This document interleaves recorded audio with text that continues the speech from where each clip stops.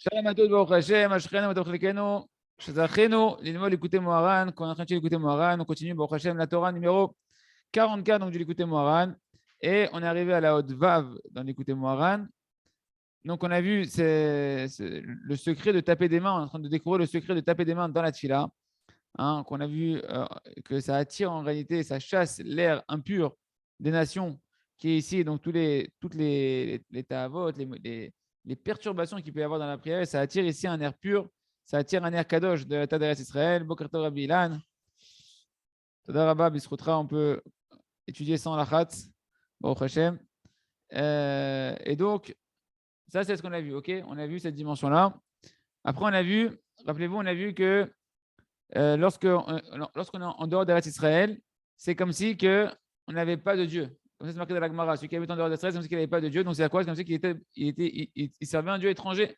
Donc, c'est normal qu'il a des mauvaises pensées qui viennent en lui, comme des pensées d'idolâtrie ou de mauvais désirs, etc., qui vont le polluer. Quand tu vas taper des mains, tu vas attirer l'air d'Eretz Israël et du coup, tu te retrouves dans un air pur qui va t'aider à te concentrer. Et à faire. On a expliqué le verset de Aten Savim et on continue juste après le verset de Aten Savim. Donc, on est ici, voilà. Rabbeinu, donc il continue, il reprend la même parole qui est marquée dans la Gemara. Tfilot keneget midin tiknum, que les tfilot rachamim, ils les ont institués en regard des korban tamid, les sacrifices quotidiens qu'on faisait tous les jours au Beth Amikdash avec le mouton qu'on amenait le matin et le soir pour expier les fautes du Ham Israël. On avait vu déjà une première explication, et Rabbi Nachman va continuer à donner plusieurs explications sur cette parole de rachamim de la Gemara. Donc on y va dans les mots. Haïnou, tfilot keneget midin haïnou, prinot eretz Israël. Donc, quand on parle de tfilot qui sont en regard des tmidin, eh ben, on parle, comme on l'avait déjà dit, il avait déjà expliqué Rabbi Nachman, que c'est en regard de eretz Israël. Pourquoi? Parce que tamid, on a dit tamid, c'est là où tamid, c'est le sacrifice quotidien, perpétuel, c'est en regard de la constance des yeux d'Hachem, qu'Hachem, il a les yeux tamid, toujours sur eretz Israël. Donc, en fait, tamid, c'est eretz Israël. Donc, haïnou, bechinot eretz Israël. Haïnou, al-demiriat kapayim. C'est quoi eretz Israël? Comment tu te retrouves dans la prière en eretz Israël? Ben, en tapant des mains, comme on l'a expliqué dans les cours précédents en long et en large. Grâce à ça, Nidbatel, Tiknoum, en fait, ici, ils ont institué, c'est quoi? C'est une takana, c'est un tikkun, une réparation. Tu vas réparer, tu vas annuler ce qui est marqué dans ce qu'on appelle Keneged. Keneged, c'est quoi Keneged? Philot Keneged, les prières elles sont instituées en regard, ou bien Keneged, c'est ce qui est contre la prière. Qu'est-ce qui est contre la prière? Qu'est-ce qui est Keneged à Gdusha? Grâce à la Gdusha d'Eretz Israël, ça c'est Tamid, hein? Quand tu vas prier en tapant des mains et attirer la Gdusha d'Israël, tu vas pouvoir éliminer le tiknum, c'est-à-dire que tu vas annuler keneged, c'est ce qui est contre la tfila, ce qui est contre la Gdusha. Hainu marchevot akum, c'est-à-dire les pensées d'égoïm. Qu'est-ce qu'on appelle les pensées d'égoïm? Eh bien, c'est toutes les pensées d'idolâtrie. Idolâtrie, c'est quoi idolâtrie? C'est juste que tu penses à autre chose qu'Akadosh Baruch Hu, qu'il y a d'autres plaisirs qu'Akadosh Baruch Hu, etc. Et toutes les pensées des mauvais désirs, des mauvais traits de caractère. Qui kol adar bechus laaretz, dome kemi she'en lo eloka. Bechol adar beretz Israël, dome kemi she'yesh lo eloka. Parce que tout celui qui vit en dehors d'Israël, c'est comme si qu'il n'avait pas de Dieu. Et tout celui qui vit dans Eretz Israël, c'est comme si qu'il a un Dieu.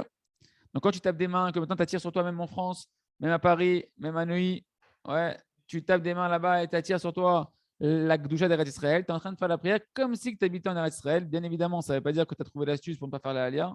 Ça, c'est une bêtise.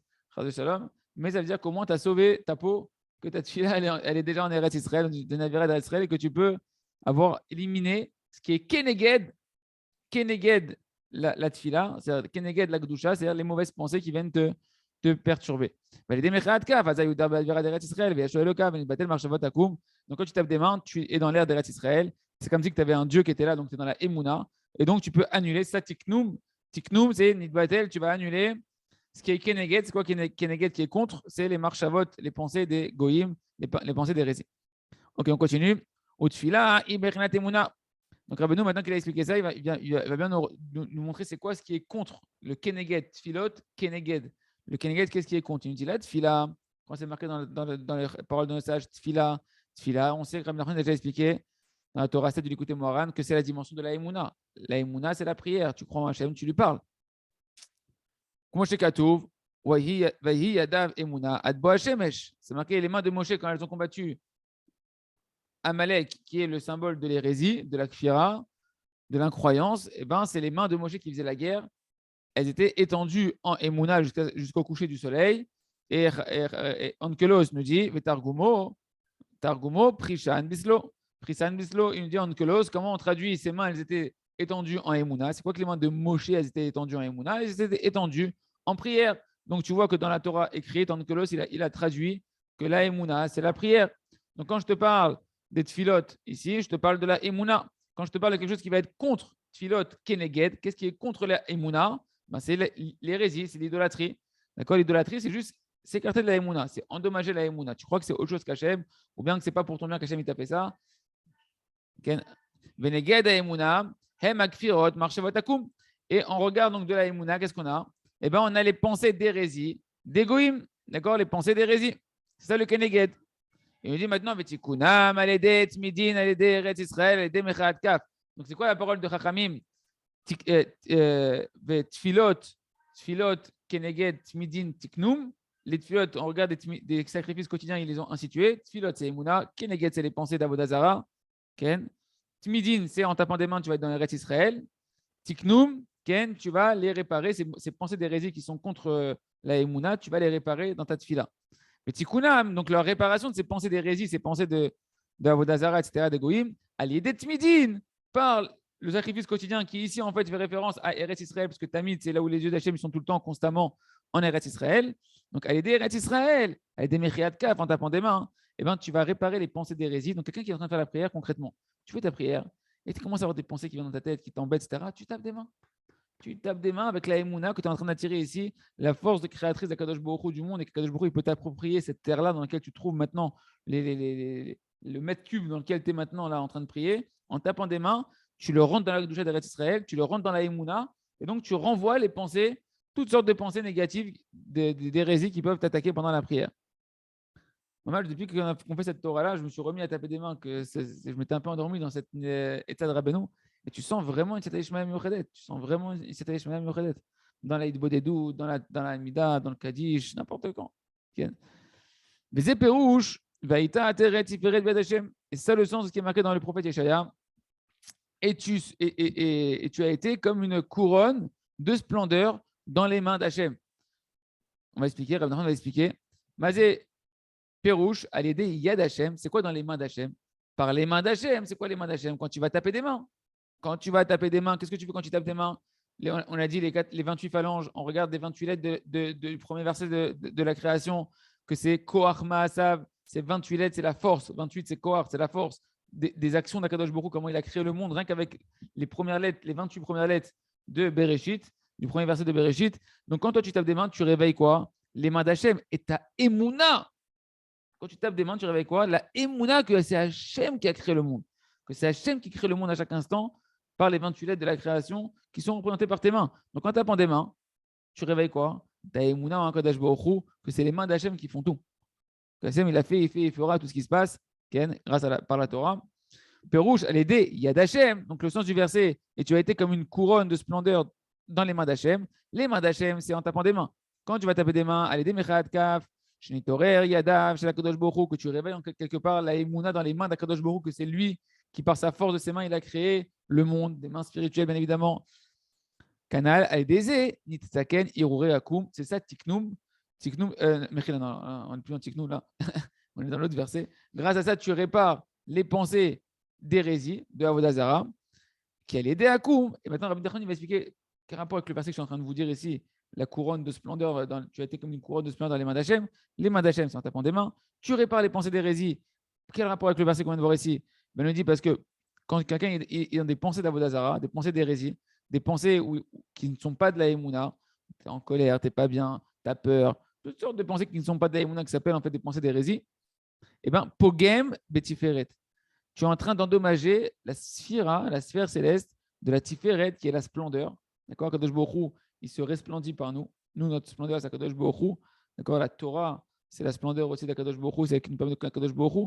Et quand une personne tombe dans la Vodazara, elle endommage toute la splendeur de ce monde-là. La splendeur d'Hachem, que normalement, toi, tu es censé être le représentant d'Hachem par lequel Hachem dit Israël, Hashabecha et par toi, Israël, je me glorifie. Pourquoi Hachem se glorifie par toi? Parce que toi, tu crois en Hachem, toi, tu dévoiles Hachem, toi, tu connais Akadosh Baruch Hu. Tu as des pensées d'hérésie, tu as endommagé quoi? La splendeur que Hachem il a dans son monde qui passe à travers toi. Hachem, il s'est conditionné, il a conditionné le dévoilement de sa splendeur par toi. Toi, maintenant, tu pars dans de la Vodazara dans ta tête. Donc, tu as endommagé quoi? La splendeur du dévoilement d'Akadosh Baruch Hu. Pogem batiferet. Donc là, on commence à comprendre ce qu'il dit dans le verset. Tu étais comme une couronne de splendeur dans les mains d'Hachem. La splendeur ici, c'est quelqu'un qui est dans la Emouna. Quelqu'un qui est dans la Emouna. Par contre, quelqu'un qui a dépensé la Vodazara, il est Pogem la Tiferet. Il endommage cette splendeur-là, comme Moshe Katouf, que Tiferet Adam la Shevet Bait, d'où tu vois qu'il y a un endommagement par les pensées de la Vodazara dans la splendeur. C'est un autre verset qui est marqué à propos, cette fois-ci dans le prophète, à propos de la Vodazara. C'est marqué Ketif Eret Adam, comme la splendeur de l'homme, comme la splendeur de l'homme, la Shevet Baït qui reste assis dans la maison. De quoi on parle ici? Le Messie David, il dit on parle des Avodazara, quand même il va lui donner sur la forme d'un homme, etc. Mais par contre, elle reste assise dans la maison. Elle n'a même pas la force de sortir de la maison. Alors c'est un verset qui dénigre la Avodazara, qu'un homme il peut lui tailler une forme très très belle et pourtant elle reste dans la maison, elle ne peut même pas bouger de ta maison, elle reste assise dans ta maison, elle ne peut rien faire. Okay. En tout cas, tu vois que comment ça s'appelle là-bas? Tiferet, splendeur. Pour dire que quoi? Que la Avodazara aussi, eh ben, en réalité, tu donnes de la splendeur à la Avodazara et donc tu endommages la splendeur qui appartient à Kadosh Baruch Hu. Là, en face de l'autre, de la manière que tu as une sphira de la Gdusha, de la Tiferet, une sphère de la sainteté, de la Tiferet, de la splendeur. De l'autre côté, tu auras une sphère déchue, d'accord, ce qu'on appelle une sphira Nefula, de la Tiferet. Dans quoi? Dans la Avodazara, dans les forces du mal. Comme on a dit que depuis la Shvirat Kelim, à partir du moment où il y a eu la brisure des réceptacles qui étaient dans la création du monde, eh ben, les Kelim de la sphère de la Tiferet, eh ben, quand ils se sont brisés, ils ont donné la force à une sphère de Tiferet dans les forces du mal. Maintenant, c'est pas la même chose du tout. C'est juste que l'un, il est en regard de l'autre. Quand une personne a dépensé d'Avodazara, eh ben, elle renforce cette sphère du mal, d'accord, qu'on appelle la Tiferet, dans les forces du mal. C'est ce qui apparaît ici dans Ketiferet Adam, la Shevet Baït. Ken, Rabbeinu continue, il nous dit quand une personne maintenant elle va réparer ses pensées d'Avodazara qui donnent de la force à la Tiferet du mal, Ken, qui a endommagé la Tiferet du bien, quand une personne elle répare ça, elle est désée, tu vas justement à ce moment-là être la couronne de splendeur d'Akadosh Baruch Hu, parce que tu remets la couronne sur Hachem, tu redonnes la splendeur à Hachem quand tu répares les pensées d'Avodazara. Ouais, les pensées d'Avodazara, elles ont endommagé la splendeur d'Akadosh Baruch Hu. Quand tu les répares, tu redonnes la couronne de splendeur d'Akadosh Baruch Hu sur sa tête. Comme c'est marqué dans Shir HaShirim, Shnitater Tiferet, Ka'atara Sheiteralo Immo, que tu vas recouronner Akadosh Baruch Hu de la splendeur. Ouais. Bo Gertov Rabbi David, tu vas recouronner Akadosh Baruch Hu de sa tête, Akadosh Baruch Hu, de la splendeur que toi tu crois en Akadosh Baruch Hu. C'est ça, Ka'atara Sheiteralo Immo, de la couronne que sa mère, elle l'a couronnée. En réalité, c'est qui la mère ici, les amis? Les amis, ici, c'est la mère, on a dit plusieurs fois, c'est la sphère de la Bina. Et la Bina, la sphère du discernement, on a dit que c'est là-bas qu'il y avait les 28 lettres de la création du monde, que quand on tape des mains dans la tfila, on réveille ces 28 lettres du premier verset de Bereshit par lequel Akadosh Baruch Hu a créé tout le monde entier. On réveille la Emouna, que c'est Hachem qui a créé le monde entier quand tu tapes des mains. Tu attires cette Emouna sur toi, tu attires cette Kedusha sur toi. Donc quand tu tapes des mains, tu attires cette Emouna, que Akadosh Baruch Hu a créé le monde. Donc tu retires toutes les pensées d'idolâtrie, toutes les pensées de manque de Emouna, tu les répares. Et c'est qui fait ça? C'est la sphère de la Bina. Parce qu'on a dit que ces 28 lettres, elles sont où?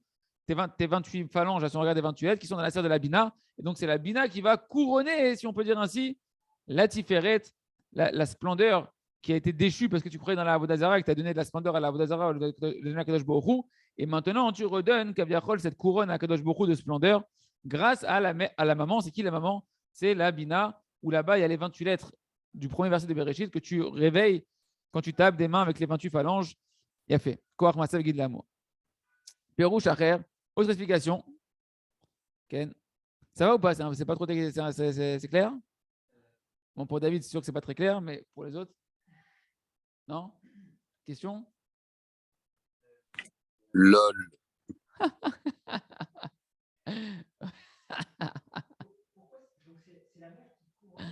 La mère, quand elle couronne, c'est quoi? C'est elle qui va faire la réparation.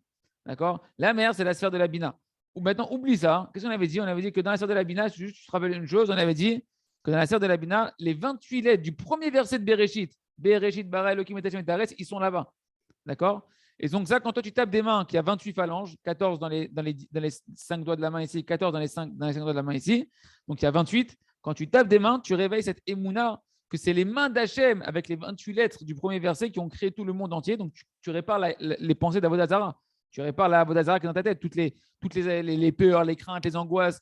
Tu as oublié que c'est Hachem qui gère tout. Tu as oublié que tu es entre les mains d'Hachem. Quand tu tapes des mains dans la tefila et que tu te rappelles de cette émouna là, qui provient en fait de où? De la bina. Donc, en fait, la bina, cette bina qui contient toute cette émouna-là, c'est elle qui va te permettre de recouronner à Kadosh Baruch Hu, de redonner la splendeur à Kadosh Baruch Hu, la couronne de splendeur à Kadosh Baruch Hu, que pour l'instant, par tes pensées d'Avodazara, tu avais donné de la splendeur à l'Avodazara, tu avais diminué la splendeur à Kadosh Baruch Hu. C'est pour ça que le verset il dit Ka'atara, ba'atara, sheiteralo imo, par la couronne qu'a couronné sa mère. C'est quoi la mère? C'est la bina. C'est quand tu tapes des mains, tu réveilles la force de la bina de la émouna et tu redonnes la couronne à Kadosh Baruch Hu. C'est la bina qui va couronner ici, qui va permettre de redonner la splendeur, la force de la splendeur. Et cette splendeur-là, c'est elle qui nous couronne sur la Kadosh Baruch Hu. Est-ce qu'on peut dire qu'elle couronne celui qui prie aussi? Ouais, pareil. Parce que quand tu vas prier, quand tu pries en tapant des mains, que tu élimines les mauvaises pensées, à ce moment-là, tu redeviens véritablement le fils du roi, entre guillemets, puisque tu es Mahamine dans le roi. Donc, on te remet, si tu veux, la couronne sur la tête de ta splendeur. Ta splendeur, elle t'appartient pourquoi? Parce que tu es le fils du roi. Et à ce moment-là, Kadosh Baruch Hu dire ah, tu vois, par ce fils-là, je me resplendis par ce fils-là. Ça, c'est la Tiferet. OK? Alors, on continue. Perouch Acher. C'est quoi? Donc, on a dit que les prières, elles ont été instituées en regard des sacrifices de Tamid. Perouch, les Deat Tfila Nidgale Sod de Torah. Ça, c'est Rabbanou, il est extraordinaire. Il dit que tu dis la Torah pour prier et tu pries pour percer les secrets de la Torah. Par la prière, tu vas percer, tu vas mettre à nu les secrets de la Torah. Anikraïn, comment ils sont appelés les secrets de la Torah? Comment on voit ça dans cette parole qu'on vient de voir de deux sages, que les prières, ils ont instituées en regard des sacrifices tamides? Parce qu'en réalité, il dit, comment on appelle les secrets de la Torah? Anikraïm kivshono shel olam, kavshe de rahamana. Les secrets du monde d'Akadosh Baruch Hu, de la Torah, ils sont appelés les kivshono. Kavouche, c'est recouvert. D'accord? Kavouche, c'est quelque chose qui est recouvert. Les choses qui sont dissimulées du monde entier, ce sont les secrets d'Hachem, les secrets de la Torah, Kavshe de Rachamana, les secrets de la Torah. Comme c'est marqué dans la Gemara, que quand le prophète Yeshaya, il est venu voir comment il s'appelle, Rizkia ou Ameler, hein, et qu'il lui a dit toi, tu es passif de mort. C'est dans Ken 35, c'est dans la Gemara, Ken dans Maseret Brachot. Ken, c'était quelle page? Ken, page 10 dans Maseret Brachot. Le prophète Yeshayahu, il a envoyé pour voir Rizkiyahu, il lui dit pourquoi tu ne te maries pas? Tu es passif de peine de mort. Tu sais pourquoi? Parce que tu ne t'es pas marié, tu ne vas pas avoir d'enfant. Il lui a dit non, mais moi je sais, j'ai vu que je vais avoir des enfants Réchaïm, etc. Il lui dit mais qu'est-ce que tu rentres dans les secrets d'Hachem? Et là-bas, c'est marqué Kivshe de Rachamana, les secrets d'Akadosh Baruch Hu. Qu'est-ce que tu rentres dans les secrets de la Torah? Donc, les secrets sont appelés comment? Kavouche, quelque chose qui est dissimulé. Quel rapport avec la choucroute ici? Quel rapport avec le verset ici? Avec la phrase de notre Chachamim que la tfila a été instituée en regard de Korban à Tamid. C'est que le Korban Tamid, ce sacrifice quotidien qu'on faisait le matin et l'après-midi, c'est quoi qu'on a amené? C'était un mouton. Alors, comment on appelle un mouton en hébreu? Keves. Keves et kavouche, c'est le même mot avec un point qui se déplace dans le sin et le shin. Donc, en regard, là, le Rabbi est en train de décrypter cette phrase de notre Chachamim dans Masechet Brachot, de dire, quand on te parle ici en regard des sacrifices de Tamid, c'est là que je suis en train de te donner un secret que la prière, elle peut t'aider à dévoiler. Comme le sacrifice tamid, c'est un keves, un mouton, ça fait allusion en fait au secret de la Torah. Il y a ici une capacité de dévoiler les secrets de la Torah.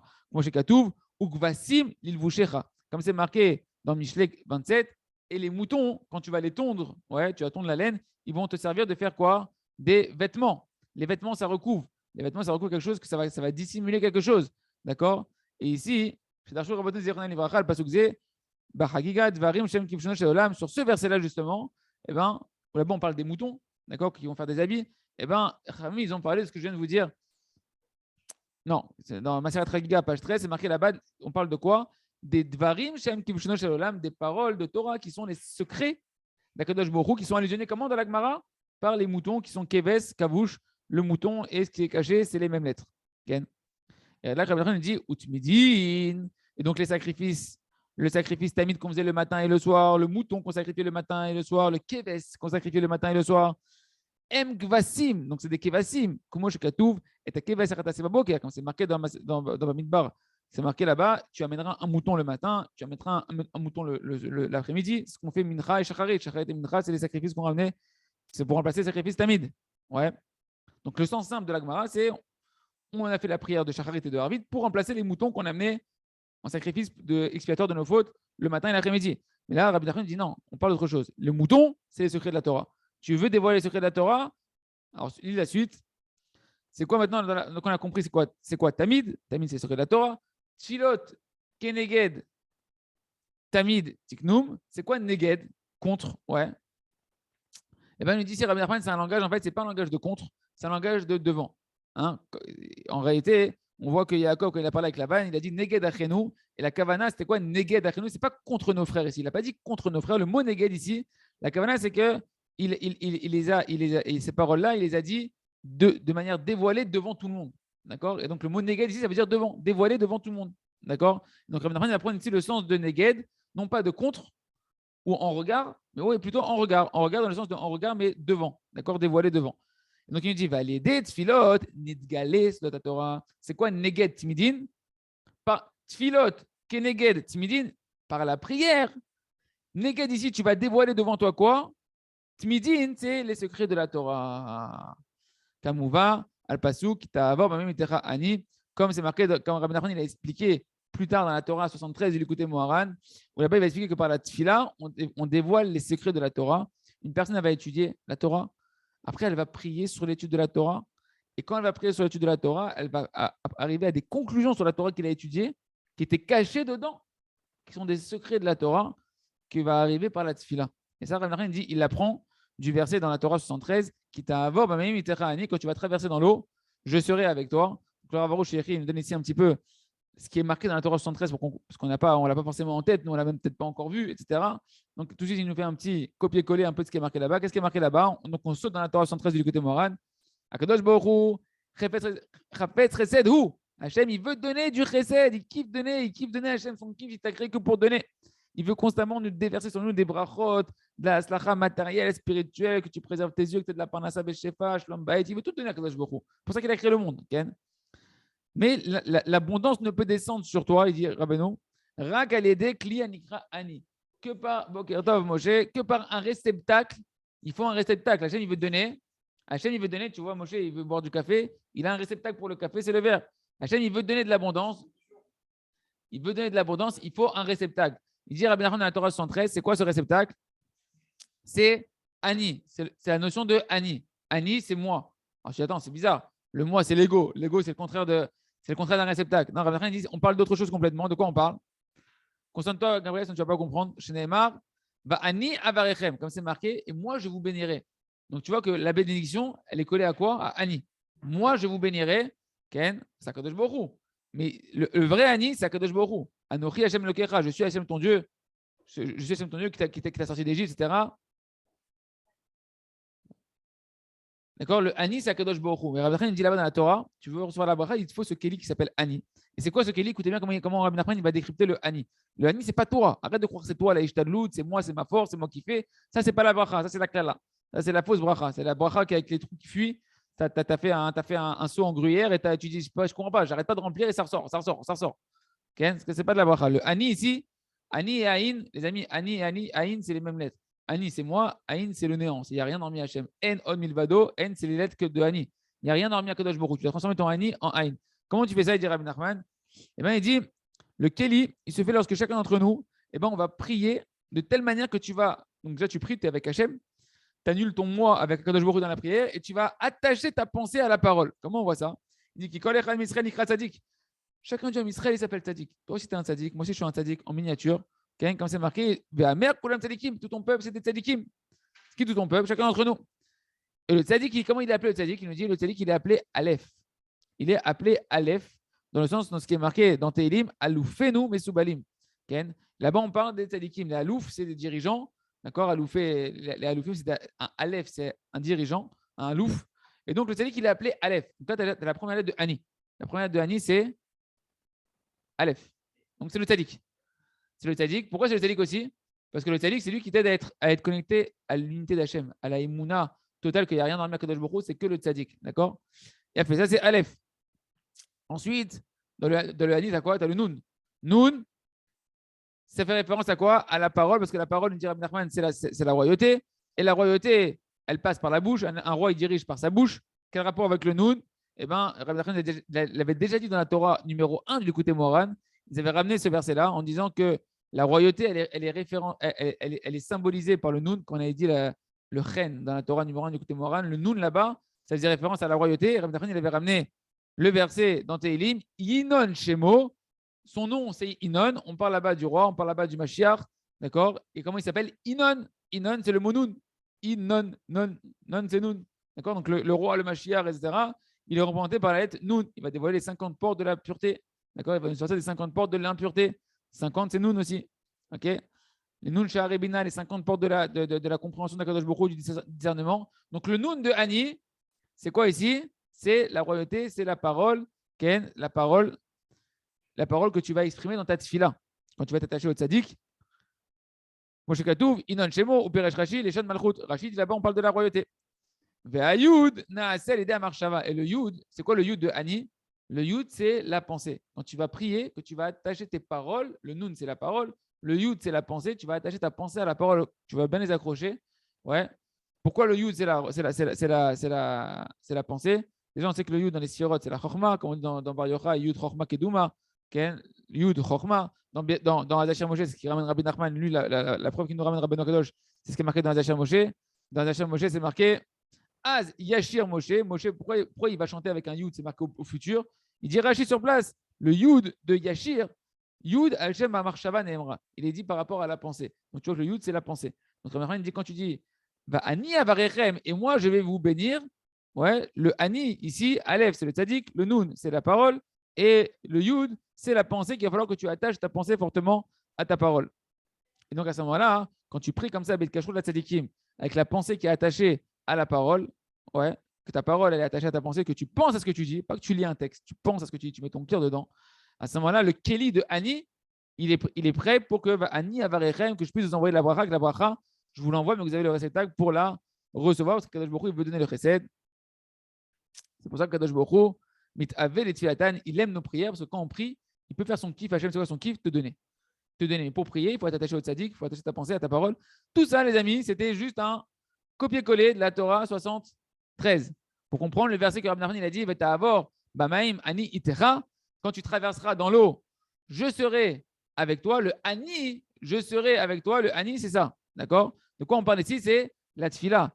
Maintenant, on peut comprendre. Qui ta'avor, Bamaim, lorsque tu vas traverser dans l'eau, c'est quoi ta'avor? Traverser ici, c'est un langage de dévoiler. D'accord?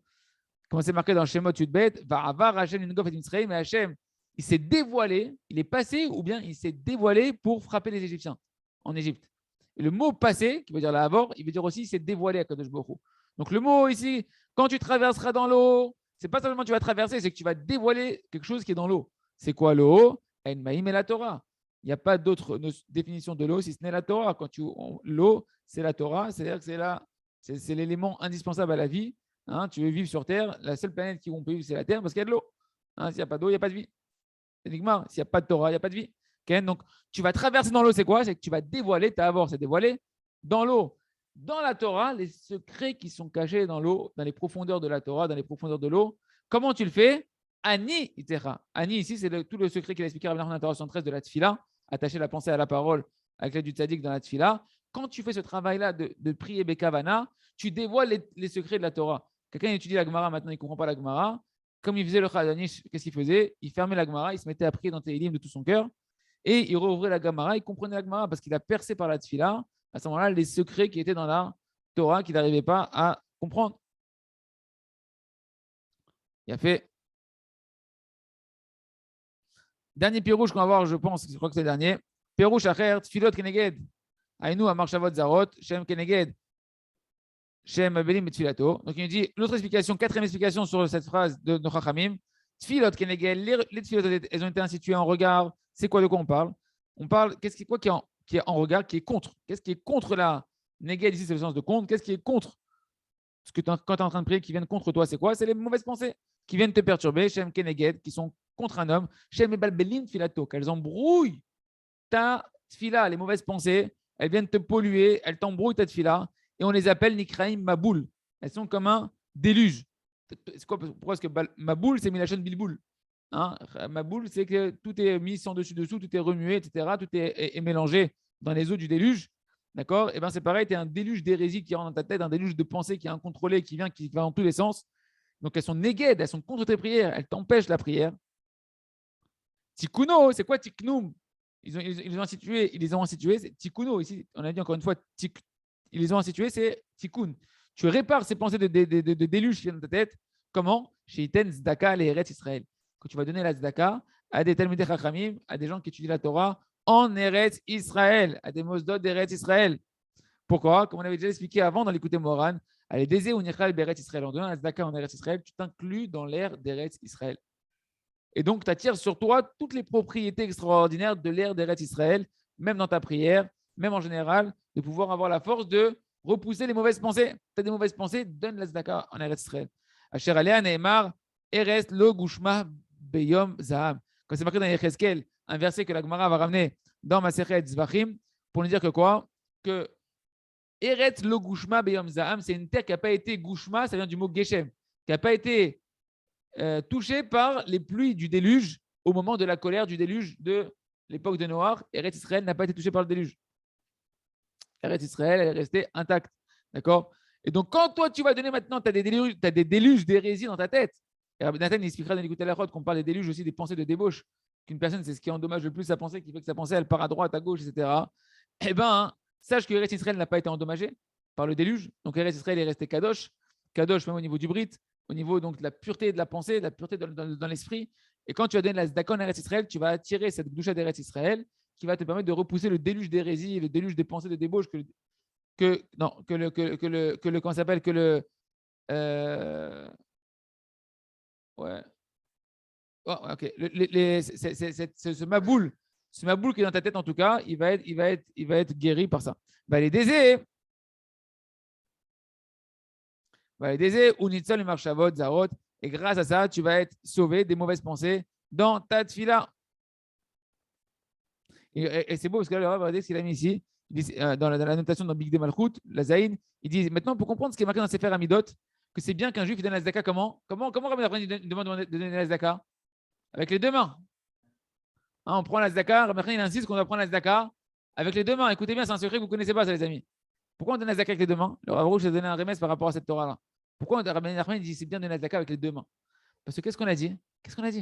On a dit les deux mains, c'est les 28 phalanges qui représentent les 28 lettres de Bereshit, du premier verset de la création du monde, par lequel Kadosh Baruch Hu, il a décidé de donner la terre d'Eretz Israël à qui il veut, la Gdusha d'Eretz Israël à qui il veut, et entre autres au Ham Israël. Alors quand tu as donné la Zdaka avec les deux mains, tu réveilles la Gdusha d'Eretz Israël, la Emouna de la création du monde, Kadosh Baruch Hu, comme quand tu tapes des mains, tu attires la terre d'Eretz Israël en donnant avec les deux mains, avec les 28 phalanges, la Zdaka, tu attires sur toi à ce moment-là que tu es en train de donner la Zdaka en Eretz Israël. C'est une prina de Tzedaka en Eretz Israël. Même si tu ne donnes pas en Eretz Israël. La manière quand tu es en Eretz Israël, il faut taper des mains pour attirer la Gdusha d'Eretz Israël. Même en Israël, donne la Tzedaka avec les deux mains pour attirer la Gdusha d'Eretz Israël. Tu es en France, donne la Tzedaka aussi avec les deux mains pour attirer sur toi la Gdusha d'Eretz Israël. Comme on a dit, Olam Chesed Ibané, le monde il est créé par le Chesed. Toi, tu fais une Tzedaka, tu es en train de faire du Chesed, tu es en train de recréer le monde quelque part et tu le fais encore plus quand tu le mets avec les deux mains, puisque dedans, il y a contenu les 28 lettres de la création du monde. Ken. Et donc, tu as la Gdusha d'Eretz Israël à ce moment-là. Il a fait, on termine le Tachan de cette Torah. Veze, Perouche, Tmidin, Tiknoum. C'est ça le sens de, ils ont institué en regard des Korban Tamid.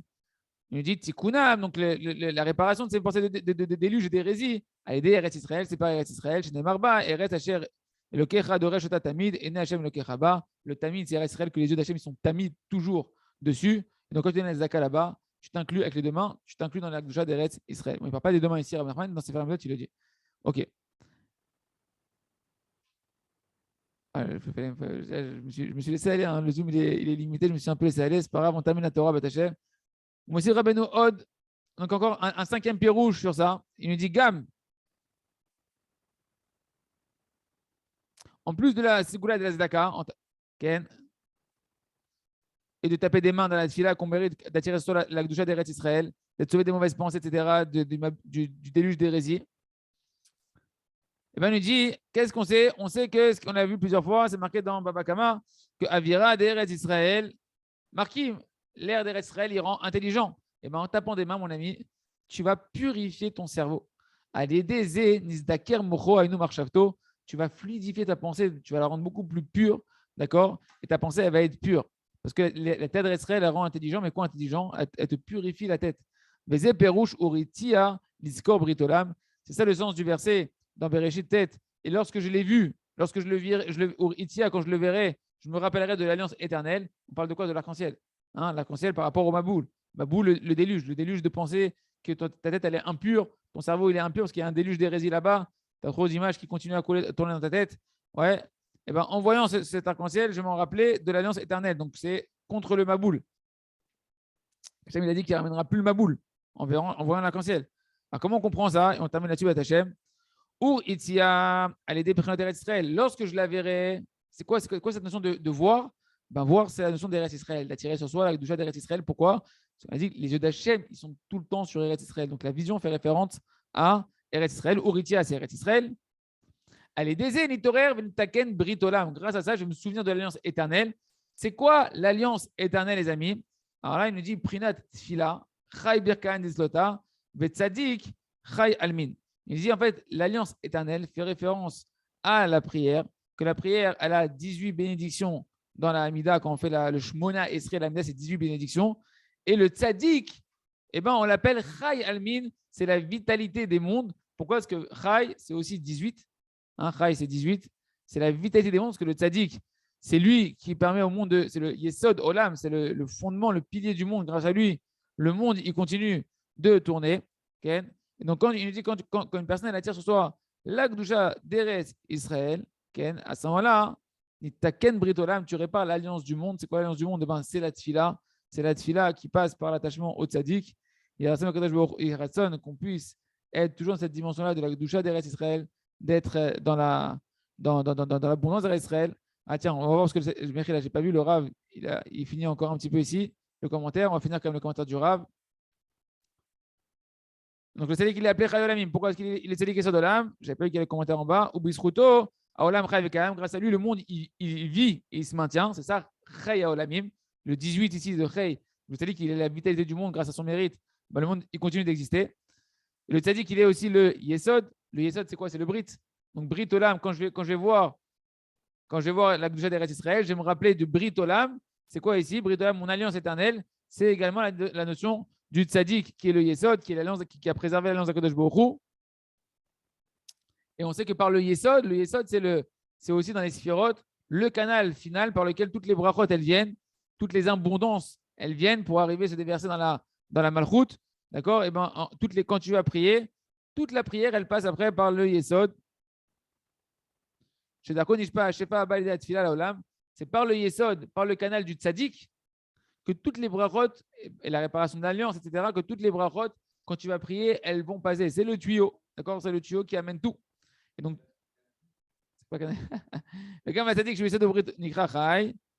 Donc, même le Tzadik qui est le Yesod et qui est l'alliance, il est appelé Chai. C'est pourquoi le mot Brit Olam, il fait référence à la prière et au Tzadik, parce que les prières, elles passent par le Tzadik.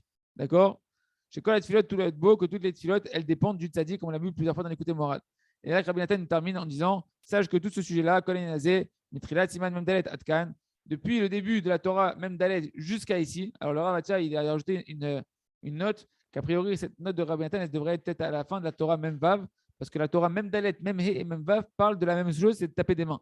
Donc là, il dit depuis la Torah 44 jusqu'à ici, donc a priori, peut-être il faudrait dire jusqu'à la Torah 46, peut-être que ça serait peut-être mal placé cette notation.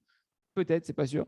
D'accord? Tout était, en réalité, a été dit ensemble. Il dit, mais Choubar Yachad, c'était ensemble. Comme ça, on a entendu, on a entendu toutes ces choses-là dans une seule commentaire de Rabbi Nachman. Dans son écriture, il les a un petit peu compartimentés.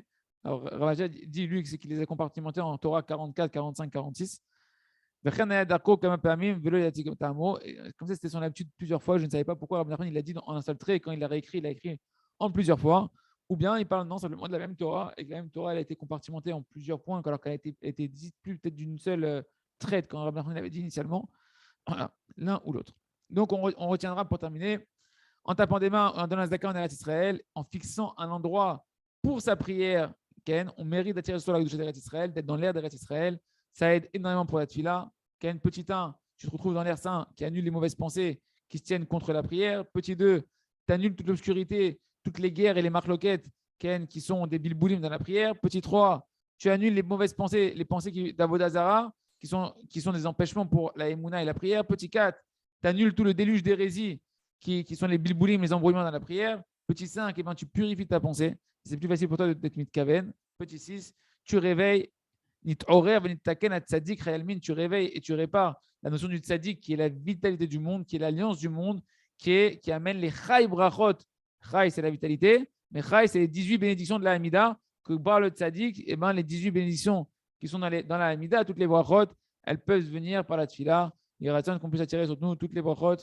Qu'on a fini la Torah 44, il y a de continuer demain à la Torah 45, 46, de continuer à écouter Moran, d'accomplir ce qu'on étudie et de prier sur ce qu'on étudie, de taper des mains sur ce qu'on étudie, qu'on puisse percer les secrets. Il n'a pas dit si le Rav, on dévoile aussi les secrets de la Torah en tapant des mains. Il y a Chazak, Ben Itrazek.